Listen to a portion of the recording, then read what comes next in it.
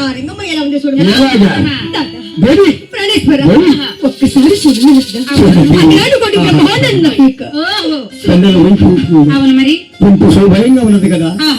చూడ రంగమ్మ, ఈ కోనిట్లో స్నానం చేసి ఆ గుడి చుట్టూ గర్భగుడి చుట్టూ 3 ప్రదర్శనాలు చేసి స్వామి వారిని దర్శించుకుంటే మనకు సంతానం కలుగుతుంది రంగమ్మ అని చెప్పి రంగమ్మ తలా స్నానాలు చేశారు. ఇక స్వామి వారిని కూడా అడుగడుగు కూడా మొక్కుకుంటూ స్వామి వారిని దర్శిస్తూ ఉన్నదట. మరి రంగమ్మని కూడా కనులారా తెరిచి చూసిన శ్రీనివాసుడు ఎలా ఉన్నాడు. అయ్యయ్యో ఈ రంగమ్మ చూడు కూడా ఇంత భక్తురాలా మంది చెప్పానా లేదు. నా కొండకి వచ్చి ఉన్నది. తనకిచ్చిన మాట ప్రకారముగా నేను సంతానం ఇవ్వాలి. మరి ఇవ్వకపోతే తను ఎంతగానో బాధపడుతున్నది. మరి ఇప్పుడు నేనేమి చేయను. మరి నరలోకములు ఎవరి బిడ్డని అడిగినా సరే ఎవరి బిడ్డని చూడమ్మా, కాకి బిడ్డ కాకి ఎవరు బిడ్డ నుంచి ఎవరు గర్భోపం తీసుకుంటారు. ఎవరెవరు కలిగిన బిడ్డ నాళ్ళే చూసుకోవాలి కదా అని చెప్పిన అయినా ఇక లాభం లేదు. భూలోకం విడిచిపెట్టి మరి దేవలోకం వెళ్ళాలి. నాగలోకం వెళ్ళి వారిలో ఎవరు వస్తారో తెలుసుకున్న తర్వాత రంగమ్మకి సంతానం ఇవ్వాలనుకున్నారు. మరి ఎంతలో కూడా ఒక శ్రీనివాసుడు కూడా దేవలోకం కూడా ఎలా బయలుదేరి వెళ్తున్నారు.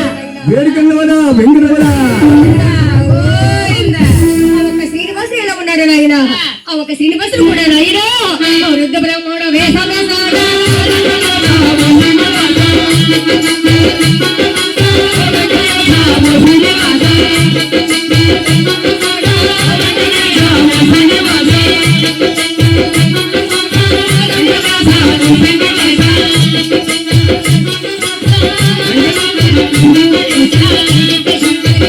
ఒక శ్రీనివాసుడు కూడా దేవలోకం కింద వచ్చి మరి దేవకన్యలు కూడా స్నానాలు చేస్తారే అలా కొనల కాడికి వచ్చి ఉన్నాడట. అక్క చిన్నక్క మనది దేవలోకము. మరి నరలోకం వెళ్ళి స్నానాలు చేయాలి కదక్క, మర్చిపోయావా? అమ్మాయి నాగరాణి, నాగరాజు కుమార్తెలు మనం 7 జన్మించాం. అందుట్లో కడుగూడదని నువ్వు చిన్నదాన్ని. అనుభవంలో ముదిరిపోయిన వాళ్ళు నీవు, వాళ్ళు మాకంటే ముదిరిపోయిన వాళ్ళు. అమ్మా నీకు పాపం పుణ్యం తెలియదు కంటే నాగకన్య ఒక మాట చెప్తారు విను.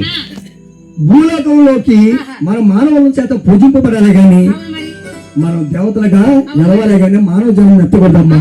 ఇదిగో భూలోకంలో మానవులు ఎలాంటి వారు ఒక్కసారి చెబుతారు నేను. పావుని కనపడితే కర్రలతో కొట్టి చంపుతారు, తెల్లారు లేస్తే అబద్ధాలు ఆడతారు, నీచమైన మాటలు అంటూ ఉంటారు. వాళ్ళ మాటలు వీళ్ళ మాటలు వీళ్ళు, అక్కడ మాటలు ఇక్కడ మాట చెప్పుకుంటూ ఉంటారు. అలాంటి నీచమైన మానవ లోకంలో మనం పూజింపబడాలే గాని మనం దేవతలుగా వెళ్ళకూడదమ్మా. నాగకన్య చెప్పిన మాట విని మన నాగలోకంలో నువ్వు ఉండు. మేము పెద్దవాళ్ళం కాబట్టి మేము భూలోకానికి వెళ్ళి కోనేట్లో స్నానం చేసేస్తాం. అదేం కుదరదు. నేను మాత్రం మానవ లోకంలో పుట్టాల్సిందే, మానవులు పడే కష్టాలు సుఖాలు చూడాల్సిందే.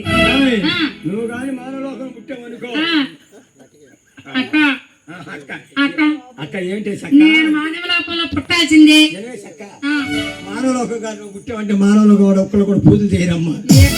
ఎందుకంటే నిన్ను చూసి వాళ్ళు దొరుకుని తలుపులు వేసుకొని ఇంట్లో పడుకుంటారు. అది చేత మానవ లోకంలో జన్మించాలంటే మన చెల్లెలే జన్మించాలి.